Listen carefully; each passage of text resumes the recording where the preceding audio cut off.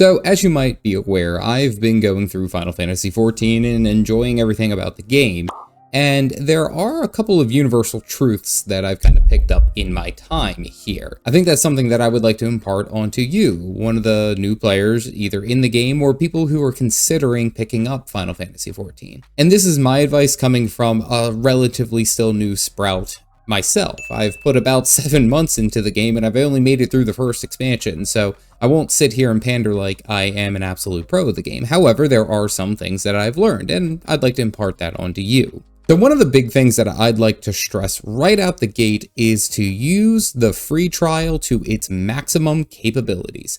One of the biggest issues that I have seen, or I at least have heard, is players jumping into the subscription for the game, which is about $15 a month, well before their free trial had officially ended. Currently on the free trial, you can work your way all the way up to Stormblood, the end of Stormblood, which is 2 expansions after the main base game. Now, to think about it, I've put in probably close to 200 hours into this game already, and I haven't even had to pay a dime for it. That is something that I wish more people would understand of how just robust the trial system is here in Final Fantasy XIV. Now, the problem being is that it is somewhat of a throttled experience. You can't start your own parties. You can't really queue up for much other than just duty roulettes. There is no trading with other players. You can't purchase things off of the market board, which is basically like the trading post, the auction house, so to speak. So there are some limitations that you will find in that regard. You're also capped at how high your character can level up, as well as how much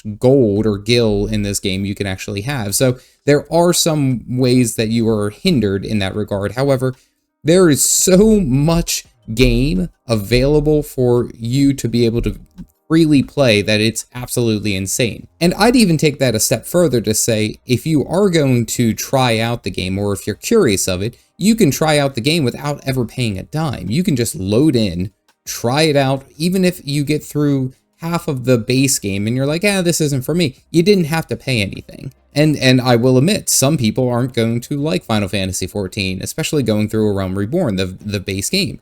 It's not going to be for everyone. However, I will stress that it is 110% worth it for you to just sit down and use the free trial that there is and not have to pay anything. The next bit that I'd like to stress, especially when we are talking about the base game and even the expansion that I just recently went through, which is the first one of Heavensward, you have to understand that the story is very much like a visual novel. You will be reading quite a bit. You will be digesting a whole bunch of words and cinematics and things like that, where it's essentially you're in a movie. Your character is in a movie. It is a bit of a slower start, in my opinion, and it does take time for it to fully start to pick up and there to be a lot more epic moments more quickly. That is something that I'm experiencing. I just finished up the end of Heavensward and got into some of the post Heavensward content, and it feels like there are trials, or we'll say 8-man raids, single instance 8-man raids going on all the time. Like every single story, there's a chance that there is some trial or group content. There's so much going on after that base game. The base game, it felt like there was few and far between of things happening. Now, if you just stick with the MSQ or the main scenario quest, you will find that there is more than enough that's going to overlevel you in very many regards. So you won't ever have to worry about doing any of the side quests or anything like that. But it is nice to know that as you are going through the main story and you're doing all that, it will eventually pick up. It does require some time, and I will admit, it is worth it if you're strong enough, or whatever the meme is. My next bit of advice is for the new players who are coming into the game who may be really dead set on being a warrior, only to find out that it's actually a tank. Yes, you are up melee and you're angry, however, your job is to hold the aggro of the boss or the creatures or the mobs or what have you, and that might be a little bit off-putting. However, what I'll stress to new players, and one of my bits of advice is don't really stress too much about your specific job that you're playing at any given time. And the reason being is because your one single character can go off and level the different jobs or the classes in this game off on your own. Essentially, you won't ever have to not be that that particular character that you're created. So after you've gotten to a certain level, you can go back and say, you know what, I tried the first 10 levels of the Lancer, I didn't really like it, let me go and check out the Marauder, and then you could just go and play as a Marauder, and then you can continue your journey playing as that particular class. What's really cool is that you're able to keep changing back and forth depending on what you find interesting at any given time. And then even with that, you don't really have to put so much emphasis really into that initial job that you pick up. Now, again, if you are getting into the story, the job quests are obviously very, very important, but it isn't also super crucial, we'll say, that you pick your main right there, because you might get into it and find out that you're not really a fan of the white mage, but I may want to go and try the black mage and be a DPS. Okay, cool. You have the opportunity to take your character that you already created, that you already put the effort into, and transition over. I mean, that's a pretty convenient way to go about it. Now, to be sure, you still have to level the specific class all the way up to whatever your current max level is. However, I've been told that there are some level speed ups that occur depending on whatever your highest class is. So if your highest class is level 50 and you have a level, 30 black mage, it should be quicker to get up to level 50 again.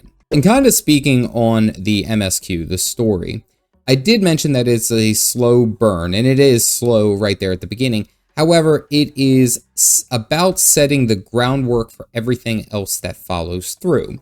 Let me explain. The story basically from A Realm Reborn all the way up to the end of Endwalker, which was the previous expansion, the most recent is Dawntrail, apparently wraps up this entirety of a story of like 10 years in the making. So paying attention to all the little bit of details or really immersing yourself into what's going on to the story adds that extra of effect of what makes this game so enjoyable. I don't have to sit here and tell you how many times you've heard that, oh, Final Fantasy has a really good story, it's the best ever.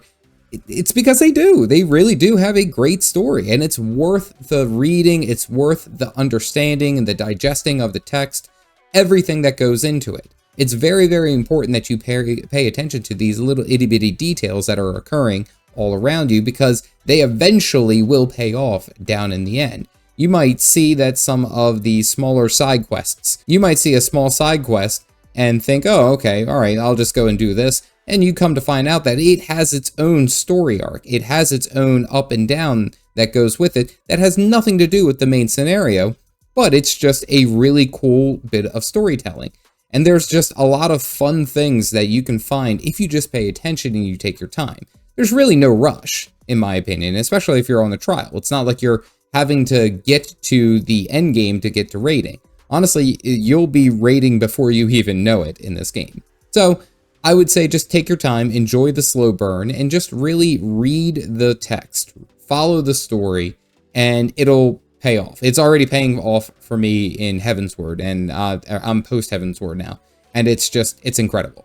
And kind of the last bit of advice that I would really give to any new player who's interested into the game and understanding where it is as far as Final Fantasy XIV is concerned, is that I found that it really does have a place for basically every type of MMO player. Now, more recently, I've gone ahead and been involving myself into Extremes, which are a more difficult version of the story trials, the 8-man instance boss fights, and I've been having a lot of fun. I went ahead and did the Alexander raids, which is a separate raid instance, and there's a whole bunch of bosses in there, only to find out that that can be scaled almost to the very highest level of perfection. Like, it's incredible how high you can scale this game. But even from that, there are Savages, which kind of work in a medium between Extremes and Ultimate. So there is a different tier for everyone's capabilities in raiding right there. But then there's also duty roulettes, where you can basically sign up and that's your party finder. It'll join you with a group based off of the criteria that you set up, and then you're good to go. You want housing in your game? There it is. There's housing. Now, I've been told it's a little bit wonky. It's not available in the free trial. And it is kind of like a random luck. However, they are pretty cool with what you can get if you get lucky. But also to mention that there is so many different levels of capabilities within this game. There is PvP. There are tons and tons of side quests and achievements. I mean, it's what you would expect from a fully fleshed out MMORPG. And essentially, it's important to know that there is a place for every type of MMO player here, at least what I've found.